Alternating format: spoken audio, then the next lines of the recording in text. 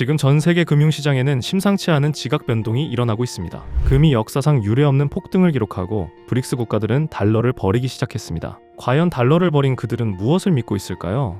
그리고 전기 먹는 하마라고 비난받던 비트코인이 어떻게 국가의 에너지 인프라를 구원하는 영웅으로 재평가받고 있을까요? 오늘 저는 여러분께 차트 몇 개로는 설명할 수 없는 거대한 부의 이동과 화폐 패권 전쟁의 실체를 낱낱이 파헤쳐 드리겠습니다. 먼저 우리가 해결해야 할 가장 큰 오해부터 짚고 넘어가겠습니다. 바로 비트코인과 에너지에 대한 논란입니다. 아마 주변에서 이런 이야기 많이 들으셨을 겁니다. 비트코인 채굴하느라 전기를 너무 많이 써서 지구 환경을 파괴한다. 그 쓸모없는 데이터 조각 하나 만드는데 국가급 전력을 낭비한다. 저도 솔직히 말씀드리면 비트코인의 채굴 구조와 에너지 산업의 연관성을 깊이 있게 들여다보기 전까지는 비슷한 의구심을 가지고 있었습니다. 하지만 이면의 진실을 알고 나면 생각은 완전히 달라집니다. 비트코인을 비난하는 사람들은 이렇게 말합니다. 금융 시스템을 돌리는데 왜 이렇게 막대한 에너지를 쓰느냐. 하지만 반대로 생각해 봅시다. 전 세계 수십억 명이 사용하는 해킹 불가능하고 검열 저항성을 가진 글로벌 결제 시스템과 가치 저장 수단을 운영하는데 이 정도 에너지를 투입하지 않는 것이 오히려 말이 안 되는 것 아닐까요? 실제로 전 세계 전체 전력 소비량과 비교했을 때 비트코인이 차지하는 비중은 단 1%도 되지 않습니다. 우리가 매일 사용하는 건조기나 크리스마스 조명 장식에 들어가는 전력이 비트코인보다 더 많다는 통계도 있습니다. 하지만 진짜 핵심은 양이 아니라 질에 있습니다.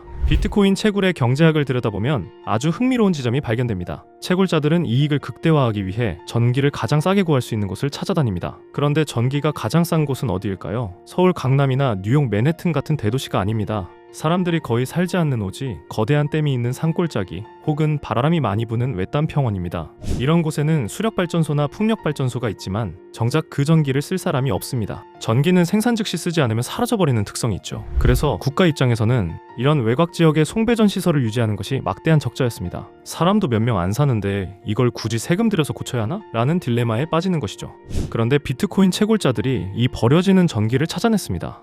그들은 아무도 쓰지 않아 버려지던 잉여 전력을 돈을 주고 사들여 비트코인을 채굴합니다. 발전소 입장에서는 버리던 전기를 팔아 수익이 생기니 좋고 채굴자들은 싼 값에 전기를 얻으니 좋습니다. 더 놀라운 건 국가 인프라에 미치는 영향입니다. 채굴장들이 들어서면서 외딴 지역의 전력망이 수익성을 갖추게 되자 국가는 비로소 그 지역의 송배전망을 견고하게 유지하고 관리할 명분과 자금을 얻게 된 것입니다. 즉 비트코인은 단순히 전기를 소모하는 것이 아니라 국가가 방치했던 에너지 사각지대의 인프라를 수익화시켜 전력망 전체를 건강하게 만드는 에너지 생태계의 청소부이자 수호자 역할을 하고 있는 것입니다. 카자흐스탄이나 베네수엘라의 외딴댐 근처에 채굴장이 들어선 것은 우연이 아니라 이러한 경제적 필연성이 만들어낸 결과입니다. 자, 이제 시선을 에너지에서 화폐 전쟁으로 돌려봅시다. 중국을 필두로 한 브릭스 국가들이 지금 무슨 일을 꾸미고 있는지 아십니까? 그들은 탈달러를 선언했습니다. 더 이상 미국의 무기화된 달러 시스템에 휘둘리지 않겠다는 겁니다. 그런데 여기서 치명적인 문제가 발생합니다. 달러를 안 쓰면 도대체 뭘로 결제할 것인가? 중국은 위안화를 쓰고 싶어 합니다. 하지만 러시아나 인도가 과연 위안화를 믿을까요? 미국 패권도 싫지만 중국 패권 밑으로 들어가는 건 더 싫다는 것이 그들의 속마음입니다. 서로를 믿지 못하는 국가들이 선택할 수 있는 유일한 대안, 그것은 역사상 가장 오래된 신뢰의 상징인 금뿐입니다. 지금 중국 인민은행이 미친 듯이 금을 사들이는 이유가 바로 여기에 있습니다. 그들은 미국 국채를 팔아치우고 그 돈으로 금고에 금을 채워넣고 있습니다. 과거 브레튼 우즈 체제 이전에 모든 화폐가 금에 연동되었던 것처럼 달러 없는 세상에서 결제 수단으로 사용할 진짜 돈을 확보해두려는 것입니다. 금이 1월부터 유례없는 급등세를 보인 것은 단순한 투기 수요가 아닙니다. 전 세계 화폐 질서가 재편되는 과정에서 각국 중앙은행이 생존을 위해 벌이는 전략적 매집의 결과입니다. 이것은 일시적인 현상이 아니라 거대한 구조적 변화의 신호탄입니다. 그렇다면 미국은 왜 중국의 금 사재기를 막지 못하는 걸까요? 미국은 국제은행 간 통신 협회망을 통해 달러 결제를 차단하는 강력한 금융제재 수단을 가지고 있습니다. 하지만 금은 다릅니다. 금은 디지털 숫자가 아니라 실물입니다. 편의점에서 생수를 살 때 주민등록번호를 묻지 않듯